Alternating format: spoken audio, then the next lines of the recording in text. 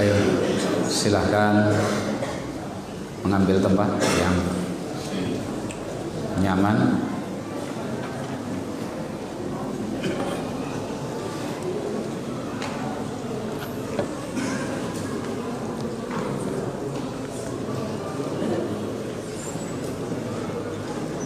Ayo anak-anak segera itu.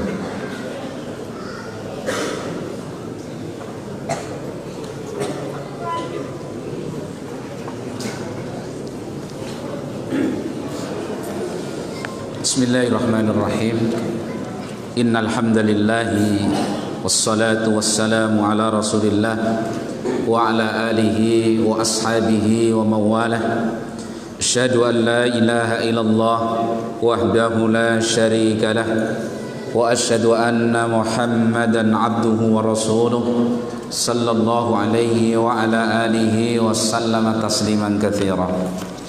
Ma'asyiral muslimin wal muslimat, ikhwana fid din wa akhwat fillah rahimani wa rahimakumullah.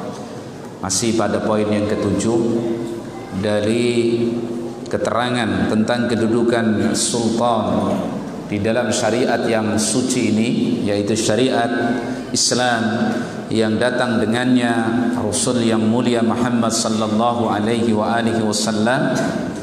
Masih pada perkataan Al-Hafidhnya Al-Hafidh Ibn Hajar atau qaul muallif rahimahullahu ta'ala, beliau menukil wa qad dzakara ba'du ahli al-ilmi anna al-imama yudha'u fi mizanihi jami'u a'mali ra'iyatihi, bahwasanya pemimpin imam ya dikatakan oleh sebagian ulama akan diletakkan di timbangan kebaikannya nanti di yaumul qiyamah semua amalan kebaikan rakyatnya sebagai balasan pahala untuknya, karena dia yang menunjukkan, dia yang memerintahkan, dan dia yang meletakkan apa? Kebijakan-kebijakannya. Wa hadza ma asyara ilaihi al-'izzu fi qawlihi al-mutaqaddim. Ini sebagaimana yang diisyarahkan oleh Al-'Izz bin Abdussalam dalam kitabnya Qawaidul Ahkam fi Masalihil Anam yang terdahulu, yang tadi sudah kita baca. Ya. Beliau mengatakan kana lahu ajrun bihasabi ma da'a ilaihi minal masalih. Maka pemimpin itu akan mendapatkan ganjaran pahala sesuai dengan apa yang dia serukan kepada rakyatnya dari kemaslahatan-kemaslahatan. Karena dia yang mendakwahkan, dia yang mengajak, dia yang menyeru, maka dia mendapatkan pahala. Kalau kembali kepada hadis Nabi tadi, ad-dalu 'alal khairi kafa'ilih, orang yang mengajak kepada kebaikan dihitung seperti orang yang mengerjakan kebaikan tersebut. Nah, bagaimana kalau yang mengajak ini dengan kebijakan adalah pemimpin, sehingga rakyatnya ya ketika mentaati pemimpin ini mendapatkan kemaslahatan, maka nanti di yaumul qiyamah akan ditambahkan ke dalam timbangan kebaikan pemimpin ini seluruh amal baik rakyatnya, karena dengan sebab dialah kebaikan-kebaikan itu bisa dilakukan oleh rakyat tersebut. Ya, ini fadilah, keutamaan, menunjukkan apa? Agungnya kedudukan pemimpin.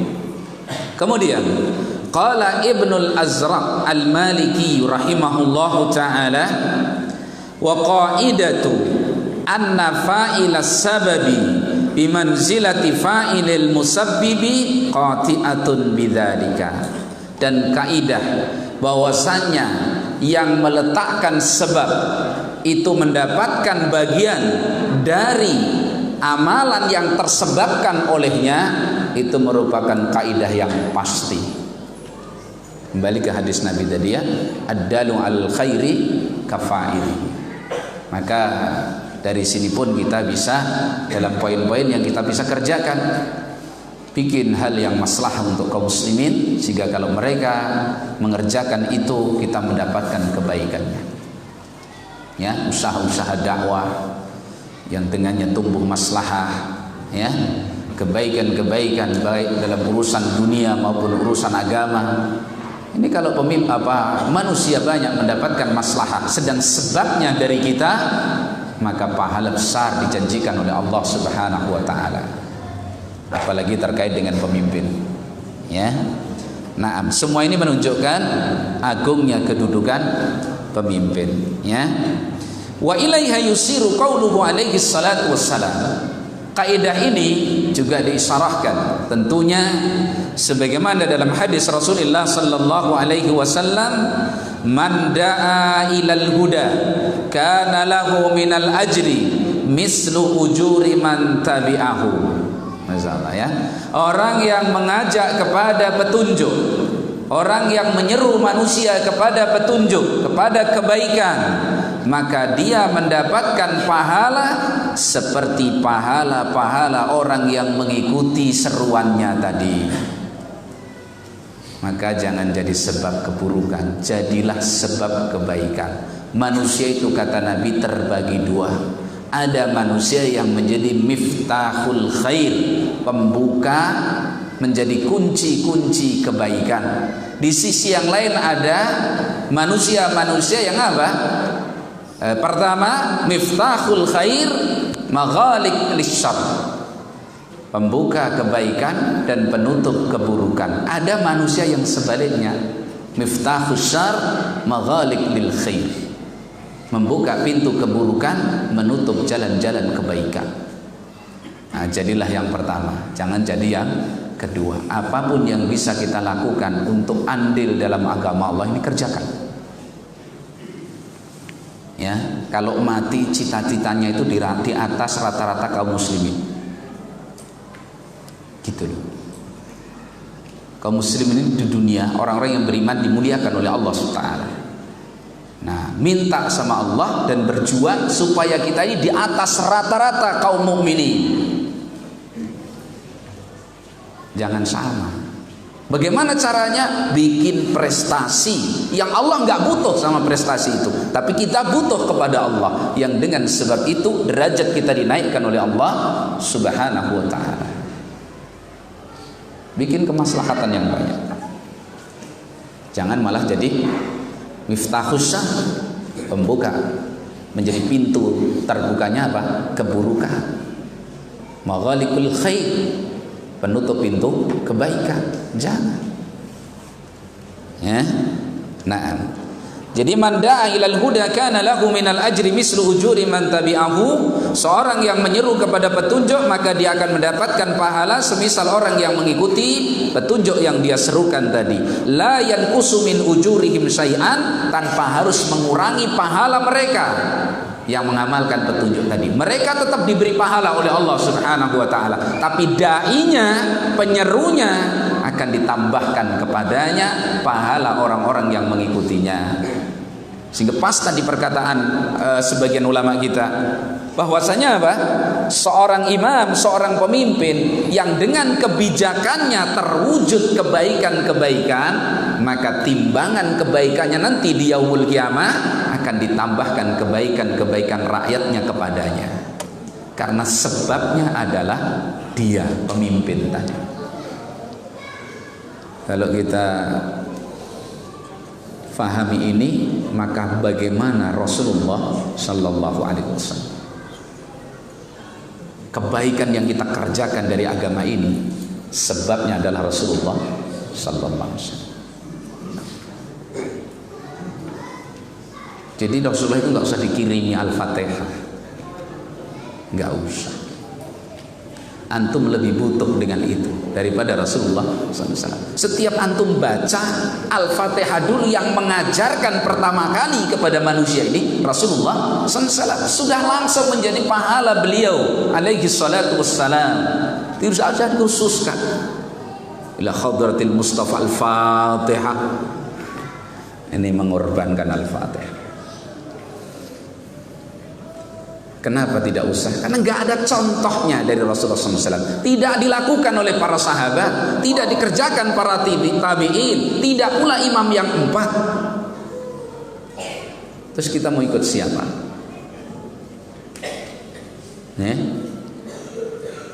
Jangan semau sendiri beragama itu. Pemahaman saja itu harus warisan. Tidak boleh muncul sendiri, ilegal. Agama ini sudah cukup. Cukup dalam dalilnya, cukup dalam teksnya, cukup dalam pemahamannya.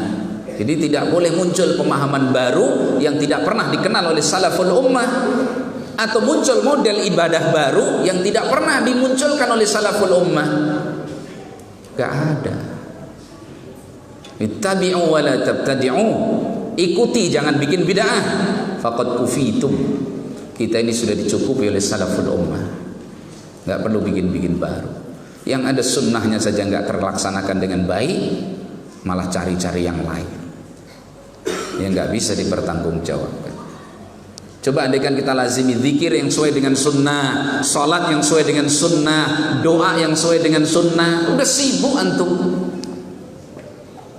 Coba kita mau tidur, tasbih 33 kali, tahmid 33 kali, takbir 34 kali, baca ayat kursi, baca ikhlas 3 kali, al-falaq 3 kali, an-nas 3 kali. Terlaksana apa tidak? Dan malah cari-cari yang tidak ada contohnya.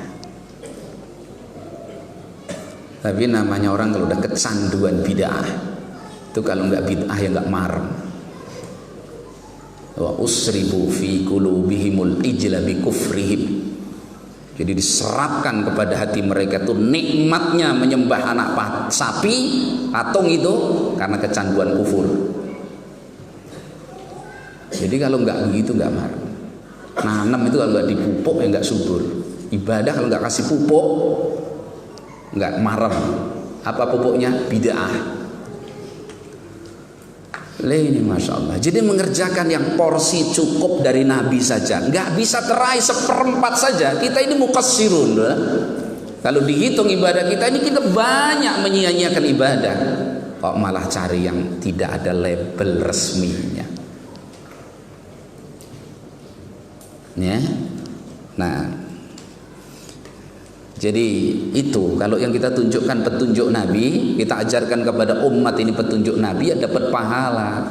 Tapi kalau yang disangka petunjuk itu ternyata bid'ah yang diajarkan, begitu ditanya dalilnya, udah biarin, nggak usah dengerin itu ahlu sunnah itu, yang sok usil itu, pokoknya kerjakan. Nah ini bahaya orang seperti itu. Berani menanggung resiko. Jadi ilmu itu kalau kita sampaikan nggak bisa kita pertanggungjawabkan, jangan, bahaya itu. Ya, man afta bi futya min ghairi samtin au min ghairi ilmin fa ismuhu ala man afta.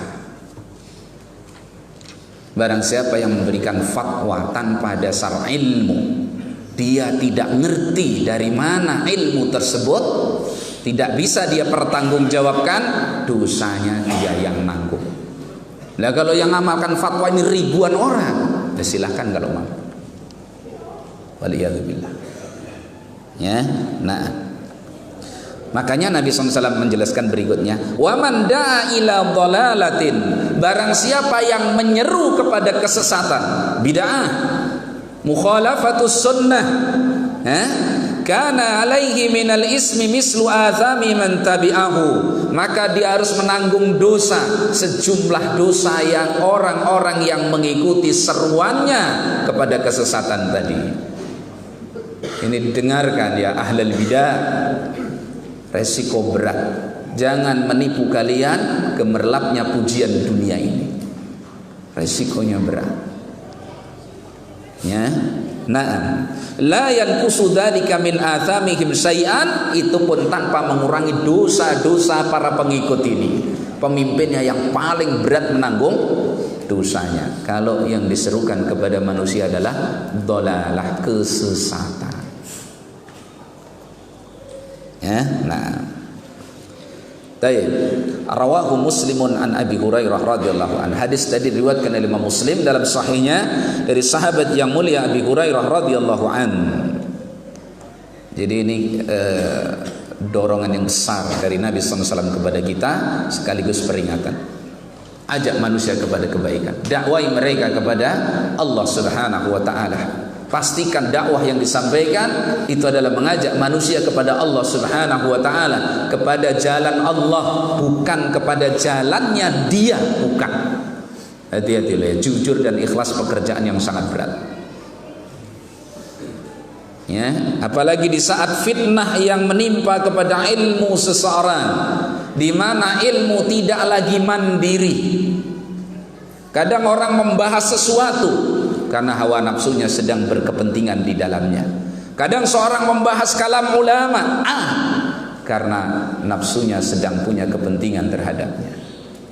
Hati-hati, orang yang jujur dan ikhlas itu sedikit. Kata Imam Ibnu Qayyim, banyak orang yang kalau tahu dalil dia paksa dalil sesuai dengan keinginannya. Illa man rahimallah, kecuali orang yang dirahmati oleh Allah, wa qalilum manhum, dan alangkah sedikitnya orang yang seperti itu. Makanya as-sidq wal ikhlas fi da'wati ila Allah atau fi ibadati kulliha amrun matlubun qat'an. Jujur dan ikhlas di dalam dakwah ila Allah dan di dalam seluruh ibadah adalah perkara yang dituntut oleh syar'i secara pasti. Innallaha tayyibun la yaqbalu illa tayyiban. Allah itu zat yang baik, tidak akan menerima kecuali yang baik. Amal kalau tidak jujur dan tidak ikhlas, tidak baik, tidak akan diterima oleh Allah Subhanahu wa taala. Ingat kisah seorang dai yang begitu datang di hadapan Allah, dia mengatakan ini semua karenamu ya Allah. Allah mengatakan kadzabta, kamu dusta. Apa enggak musibah ketika seperti itu? Dia klaim dirinya ikhlas, tapi Allah dustakan keikhlasannya. Ini hadis pelajaran yang besar. Ya. Nah. Wa kama annahu idza da'a ila huda kana lahu mislu ajri man amilahu min ra'iyatihi. Dan sebagaimana pemimpin kalau dia menyeru kepada petunjuk, maka dia mendapatkan pahala semisal pahala orang yang mengamalkan petunjuknya tadi dari rakyatnya. Fa innahu law da'a ila batilin, maka kalau dia menyeru kepada sesuatu yang batil, min mu'taqadin fasidin, dari akidah yang rusak. Dulu ada pemimpin yang memaksakan kepada rakyatnya karena ketertipuan dirinya untuk meyakini Al-Quran makhluk. Nah ini mengajak, menyeru, memaksa. Ini mu'taqad batil, bahaya. Ya.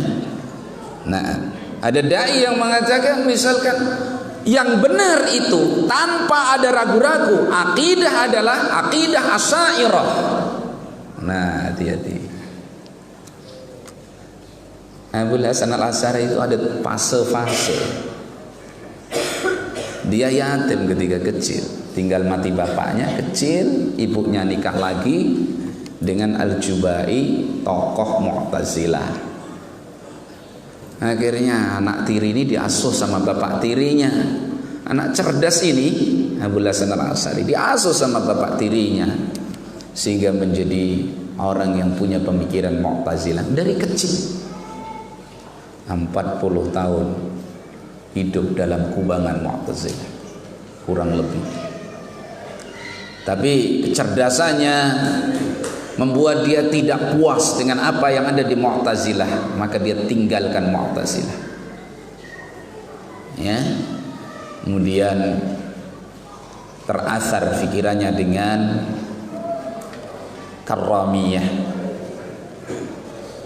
Terus begitu akhirnya sampai kepada beliau kitab Al-Imam Ahmad rahimahullahu ta'ala. Dibaca, ditelaah kitab Imam Ahmad, beliau mengatakan dan meyakini ini mu'taqad yang sahih, namanya perjalanan hidayah. Akhirnya beliau tinggalkan semua pemahamannya, diumumkan ke tengah manusia bahwa beliau tinggalkan pemahaman Mu'tazilah yang dulu jelas sudah dibantah. Kemudian fase antara Mu'tazilah ke ahli sunnah beliau bara'ah darinya. Dan begini seorang tokoh yang bertaubat, tidak bisa diem, keluar dari kesesatan diem 1000 bahasa. Padahal dulu orang yang dia sesatkan sudah banyak, sehingga gak jelas manhajnya. Ya, baru kemudian beliau menyatakan saya meyakini apa yang berada di atasnya Imam Ahli Sunnah Ahmad Ibn Hanbal. Sekarang Asy'ariyah di fase yang mana? Ya. Kemudian beliau sempat menulis kitab Al-Ibanah fi Ushulid Diyanah, Al-Maqalah Al-Islamiyyin. Ini bukti Asy'ariyah yang mengklaim Asy'ariyah yang tetap dalam kesesatannya ngerti kitab ini. Dan ini kitab karya Abul Hasan Al-Asy'ari, tapi nggak tahu gimana cara membacanya. Jadi imamnya sudah masuk ke tempat yang nyaman, mereka masih senang berpanas-panasan. Kemudian dipaksakan pengikutnya. Hati-hati dari dakwah-dakwah yang mengatakan bahwa Asy'ariyah itu adalah bukan ahli sunnah. Asy'ariyah itu memiliki pemahaman yang sesat. Hati-hati, tinggalkan orang-orang seperti itu. Akidah yang benar, akidah Asy'ariyah. Nah, kalau sekian banyak orang yang disesatkan, Masya Allah, resikonya berat. Ya, nah, jadi pemimpin lauda'a ila batilin min mu'taqadin fasidin au da'a ila maksiatin, atau mengajak maksiat, membuat kebijakan yang isinya maksiat, ya, fa'amila bihan nas, lalu rakyatnya manusia ikut mengamalkan kemaksiatan tersebut atau akidah yang rusak itu tadi, fa'alaihi minal asami mislu asami man tabi'ahu fi dzalika ila yaumil qiyamah, maka bagian pemimpin tadi juga akan mendapatkan dosa seukuran dosa orang yang mengikuti petunjuknya tadi terus sampai yaumul qiyamah. Waliyadzubillah. Ya, maka tugas menyampaikan ilmu itu tugas yang berat. Terus terang itu ya, para ulama saja menyatakan seperti itu. Dakwah ilallah itu tugas yang berat. Karena kalau salah-salah, tertipu dengan gemerlapnya dunia, tertipu dengan pujian manusia, takut dengan celaan manusia, akhirnya dia menyampaikan sesuatu hanya untuk menyenangkan manusia, padahal itu batil secara asal dari Islam, bahaya. Dan betapa banyak seperti itu. Makanya mencari, kemarin sudah kita sampaikan, di antara perkara pokok di dalam akidah Ahlus Sunnati wal Jamaah adalah masdar talaqqil ilmi. Sumber pengambilan ilmu harus jelas.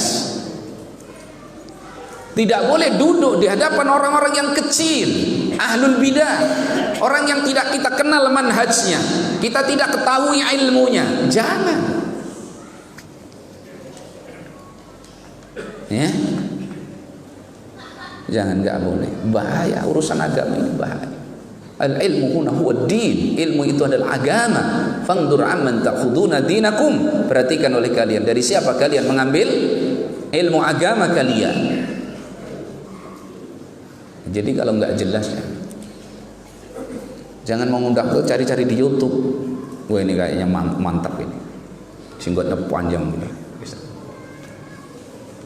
Jangan, dikenali dengan bagus. Biasanya ada rekomendasi dari asatid yang lain, dari gurunya kalau dia punya guru, direkomendasi suruh mengajarkan ini, ya. Itulah ilmu, ada silsilahnya, ada rantainya yang tidak terputus. Tidak setiap orang yang duduk di majelis seorang alim diizinkan untuk menyampaikan ilmu, enggak. Seorang alim ada isyarat sendiri. Nah begitu, ya.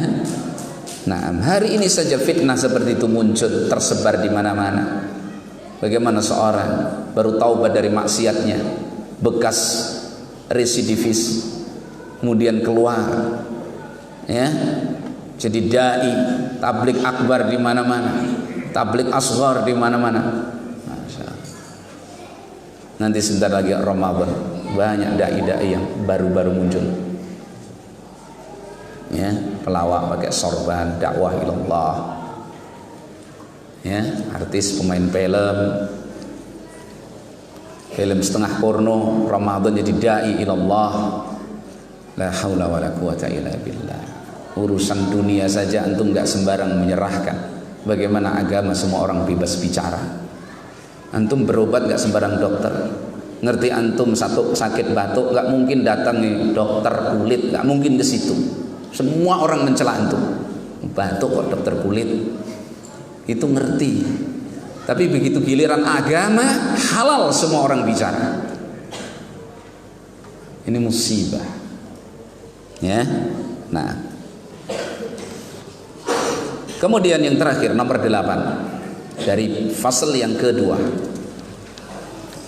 Ijma'ul muslimina ala annal wilayati min afdalit ta'at. Kesepakatan kaum muslimin bahwasanya al-wilayat, perwalian, kalau ini pemimpin yang dia laksanakan kepemimpinannya itu termasuk paling utamanya bentuk ketaatan kepada Allah Subhanahu wa taala. Karena tugas pemimpin itu tidak semua orang bisa memikulnya. Enggak bisa. Dipaksakan, kalau enggak bisa ya enggak bisa. Makanya Rasulullah ketika ada seorang sahabat yang menginginkan hal itu tidak diberikan oleh Nabi. Karena cintanya Nabi kepada sahabat tadi.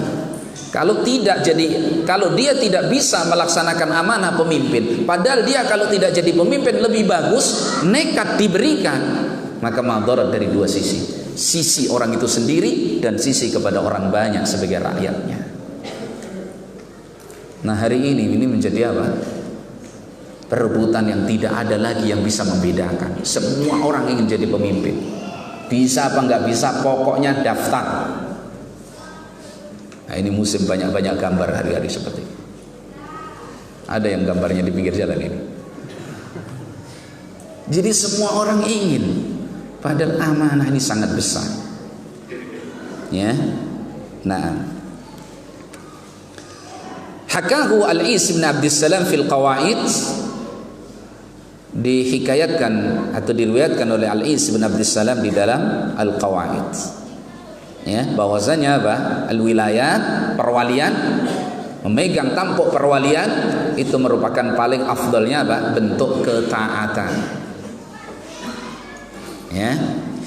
Wa annaha min a'dhami wajibatid din, dan bahwasanya al-wilayah, perwalian tadi termasuk paling agungnya kewajiban-kewajiban agama. Di antara kewajiban agama yang paling a'dham di antaranya adalah al-wilayah, melaksanakan tugas kepemimpinan dengan bagus. Maka dihormati pemimpin itu, dinasehati, jangan dicela, jangan ditinggalkan, jangan bisanya cuma mengkritik. Bangunlah, lakukan itu ikhlas karena Allah, sebagai ibadah kita kepada Allah, memberikan nasihat.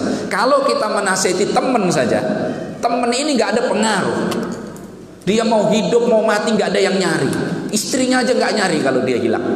Andai kan begitu, keliru. Kita nasihati ibadatnya. Jadi ibadah nggak? Jadi ibadah. Bagaimana nasihat ini dengan jujur kita sampaikan kepada seorang pemimpin, kalau dia mendapatkan kemaslahatan, akan berimbas maslahat ini kepada sekian banyak manusia, tentu pahalanya besar. Makanya ahli sunnah itu apa saja itu dilandasi dengan ilmu. Andaikan antum itu melangkah satu langkah, di situ bisa didatangkan ilmu, kerjakan. Enggak sembarang berbuat ahli sunnah itu. Enggak ngawur, enggak ada istilah ngawur. Dialog dengan orang bodoh sekalipun harus pakai ilmu. Jangan, wah ini kayaknya goblok, saya hapusi saja lah. Enggak boleh. Harus dengan ilmu. Nah, ini ciri khusus umat Rasulullah SAW. Semuanya pakai ilmu. Ya, ilmunya mengatakan ya orang kayak gini nggak usah dilayani. Ya jangan dilayani.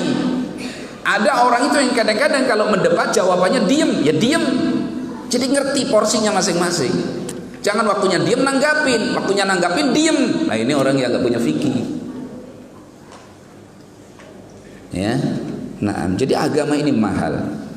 Taib, kembali wa annaha min a'zami wajibatid din, bahwasanya perwalian itu termasuk paling agungnya kewajiban-kewajiban agama. Kama qala Syekhul Islam Ibnu Taimiyah rahimahullahu taala, sebagaimana dikatakan oleh Syekhul Islam Ibnu Taimiyah rahimahullahu taala di dalam Majmu'ul Fatawi. Di sana rujukannya ya, para ulama menjelaskan seperti itu. Walau dahabna nastaqsi makanatal wulati fil Islam, andaikan kita melakukan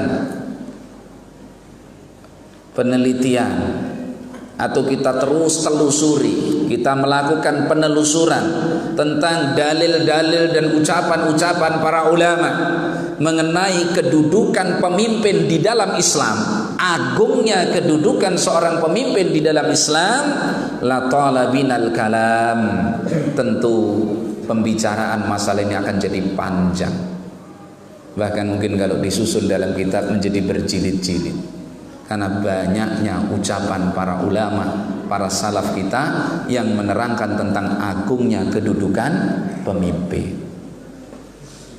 Ya, lah kalau sudah seperti ini, mestinya kita faham bahwa kedudukan pemimpin itu harus kita muliakan, kita jaga, kita pelihara, kita berikan hak-haknya supaya kemaslahatan itu muncul.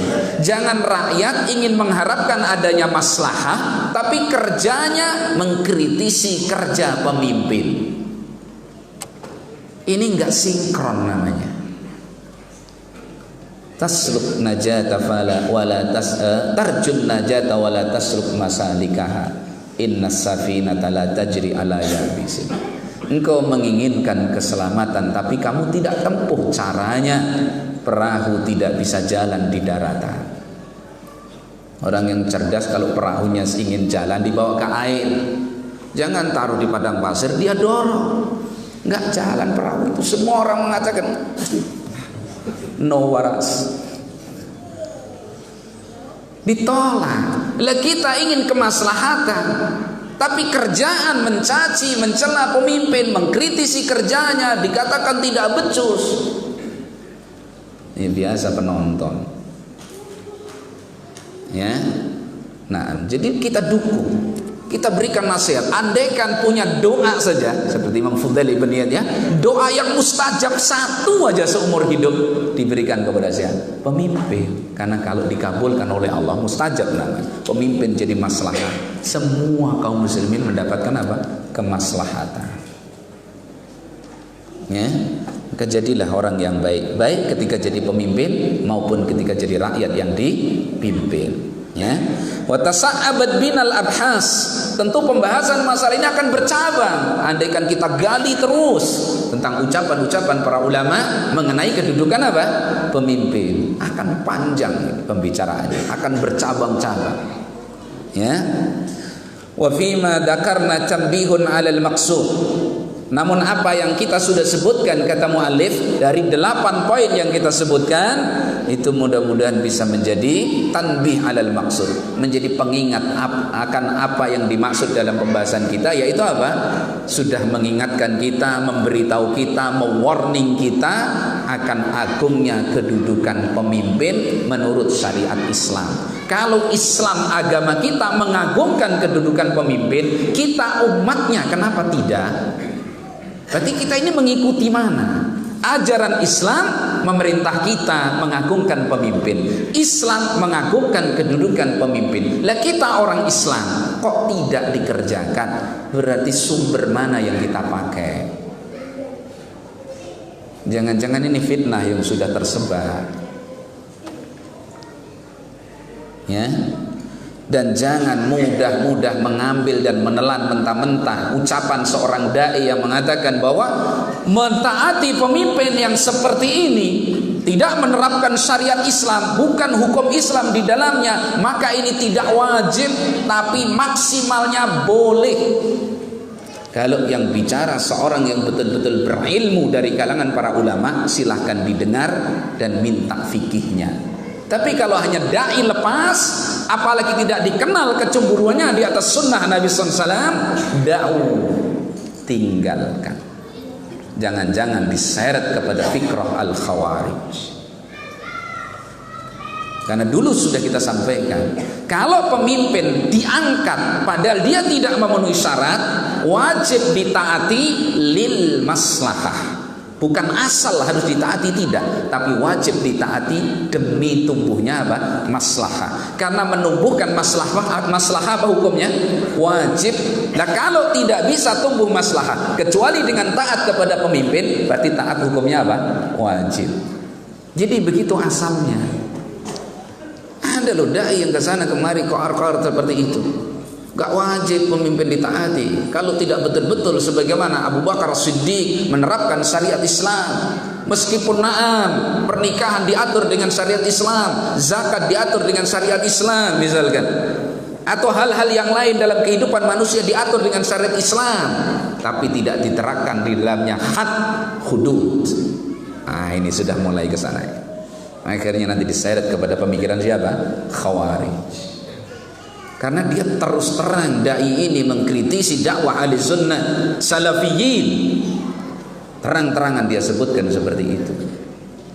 Padahal kadang-kadang orang mengatasnamakan salafiyin.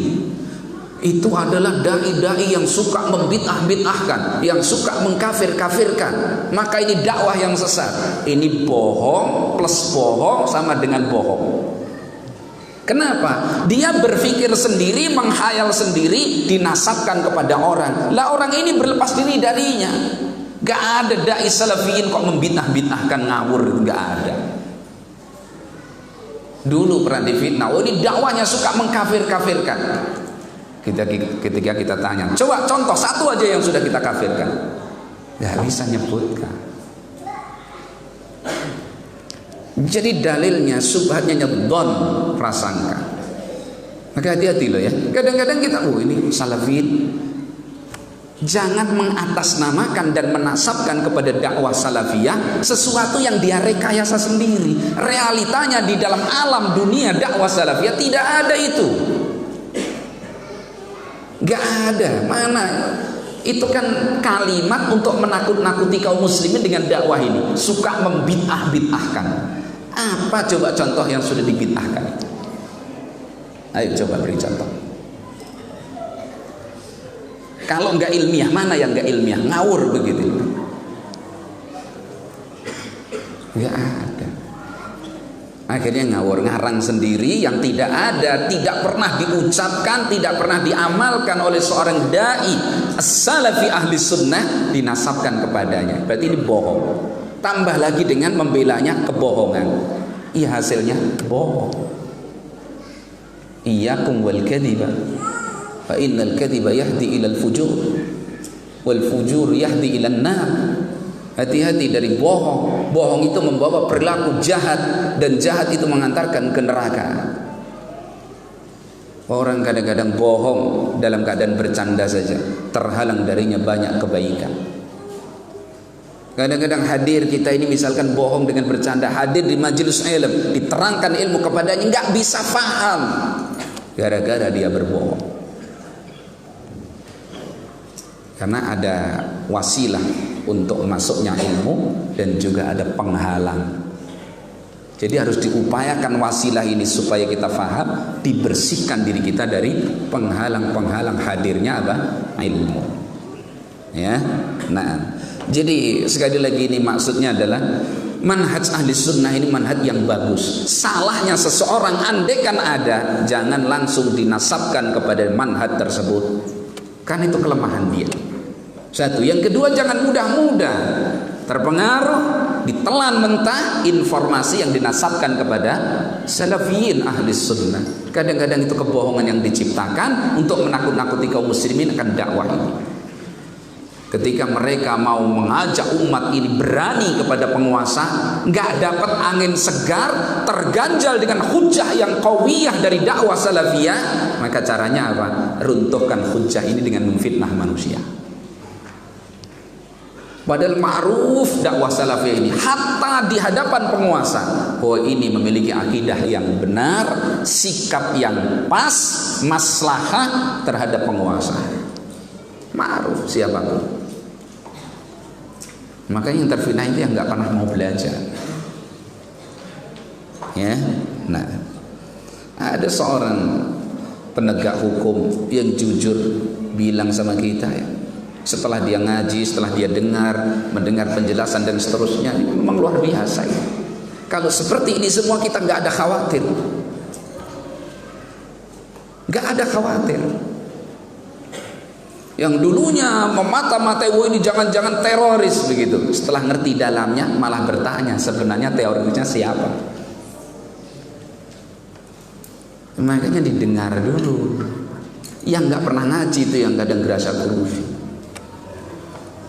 Ya, gitu. Nah, ini akidah kita yang kita pelajari. Ini diwariskan oleh para ulama untuk kita baca dan kita bacakan kepada kaum muslimin supaya terbimbing sebagaimana para ulama kita membimbing hal itu. Ya, nah. Taib, wallahu min wara'il qasdi. Allah Subhanahu wa taala menjaga seluruhnya. Ya, nah. Demikian kajian kita sampai selesai fasal yang kedua. Insyaallah pertemuan mendatang kita lanjutkan al-faslus sadis tentang hukum imam atau pemimpin dan hikmah serta keterangan maksud ditegakkannya pemimpin dalam syariat Islam. Nah, wallahu a'lam bishawab.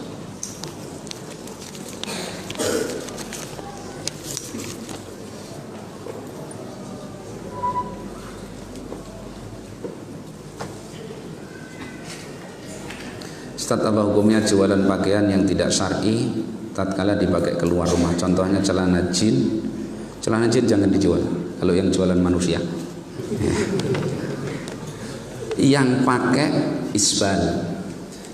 Kalau masalah isbal itu dilihat standar ukurannya.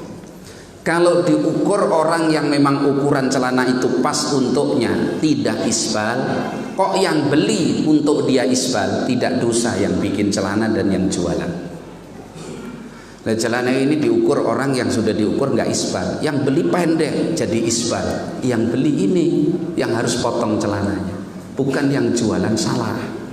Tapi kalau dipakai siapapun isbal, nah ini baru dosa, nggak boleh. Dipesan nanti dipotongkan sendiri ya, tak kasih ongkos potongnya, boleh itu. Ya, nah, wallahu a'lam. Jadi ukurannya jangan diri kita. Ini celana jumbo ukurannya orang 170 cm, yang beli 135, ya tenggelam dalam celana itu. Bukan hanya isbal, ya hilang. Nah, pakaian wanita yang gaul, pakaian baju tidur pakai keluar rumah, celana Hawaii, jilbab gaul, ini kembali kepada uruf yang berlaku. Dalam arti kalau di situ jelas tersebar, biasa dipakai oleh masyarakat keluar rumah, menampakkan aurat, melanggar syariat, maka tidak boleh. Jualan jilbab yang kecil yang tidak mencukupi untuk menutup aurat seorang wanita, kemudian dia jual, padahal ma'ruf itu dipakai keluar rumah, menampakkan auratnya atau sebagian dari auratnya, maka tidak boleh. Tapi kalau kasus seperti isbal tadi, maka hukum asalnya boleh. Ya, nah, wallahu a'lam bishawab. Karena tidak boleh memfasilitasi kaum muslimin yang kemudian fasilitas tadi jelas prosentase besarnya dipakai untuk bermaksiat kepada Allah Subhanahu wa ta'ala. Bahkan yang asalnya halal saja karena satu kondisi jadi nggak boleh. Antum jualan linggis, cangkul, sabit, golok, parang dan semisalnya, boleh apa enggak boleh? Boleh. Pas tawuran antar kaum muslimin, antum jual, nggak boleh. Linggis yang biasa untuk gali tanah, gali kepala, nggak boleh. Ini namanya kondisi tertentu, tidak boleh. Ya, nah. Ustadz, banyak orang bilang doa merubah takdir, apa benar? Nabi SAW mengatakan la yaruddul qadar illa doa. Tidak bisa menolak takdir kecuali doa, atau tidak bisa merubah takdir kecuali doa. Para ulama kita di Lajnah Daimah menerangkan, dan juga para ulama yang lain selain mereka, bahwasanya yang dimaksud di sini adalah doa itu salah satu dari ikhtiar yang besar. Jadi kalau takdir dari Allah secara asal yang azali tidak berubah. Tapi misalkan begini, orang ini sekarang miskin, kemudian Allah berikan doa kepadanya. Setelah berdoa dia minta kaya, dikabulkan oleh Allah, maka dia jadi kaya. Jadi dari miskin ke kaya ini sebenarnya sudah perjalanan takdir dia. Jadi takdir asalnya tidak berubah, tapi nampaknya bagi dia berubah. Paham maksudnya? Sakit misalkan, dia berdoa minta kesembuhan kepada Allah, kemudian Allah berikan kesembuhan. Berubah nggak berubah? Berubah, dari sakit jadi sehat. Tapi sakit ke sehat ini perjalanan takdir yang sudah Allah tentukan secara azali 50.000 tahun sebelum langit dan bumi diciptakan. Jadi makna berubah itu perjalanannya yang berubah. Dari miskin jadi kaya, dari kaya jadi miskin, dari sakit jadi sehat, dari sehat jadi sakit, jadi mati, begitu. Jadi bukan berubah secara total dengan sebab doa, tidak. Itu makna yang kita takrib, kita dekatkan supaya mudah difahami. Nah, wallahu a'lam bishawab.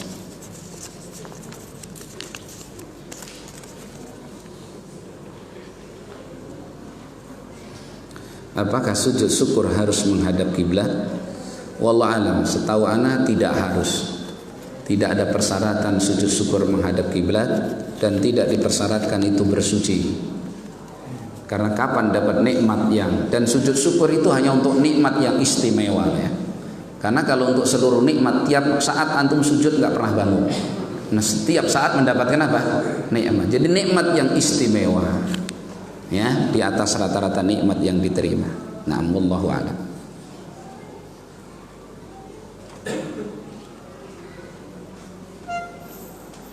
Saat kita sedang sholat, kita benar-benar merasa kentut, namun tidak mendengar suara dan tidak mencium bau.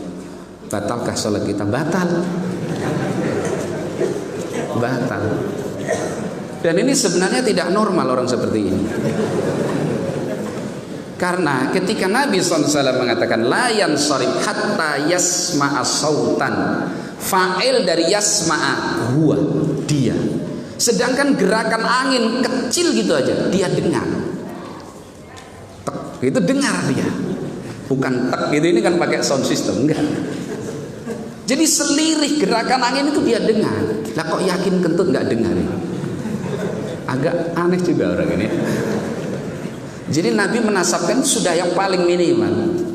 Kalau masalah aroma tidak harus. Itu atau. Jadi bukan harus dua syarat. Salah satunya cukup. Ya, jadi yang dengar siapa? Dia sendiri. Tidak harus ditanya sama temannya. Antum dengar nggak? Enggak. Berarti nggak batal. Baik. Cukup demikian. Sallallahu alaihi wasallam baraka ala nabiyina Muhammadin wa ala alihi wa sahbihi ajma'in. Subhanakallah bihamdik asyhadu an la ilaha illa anta astaghfiruka wa atubu ilaik. Assalamualaikum warahmatullahi wabarakatuh.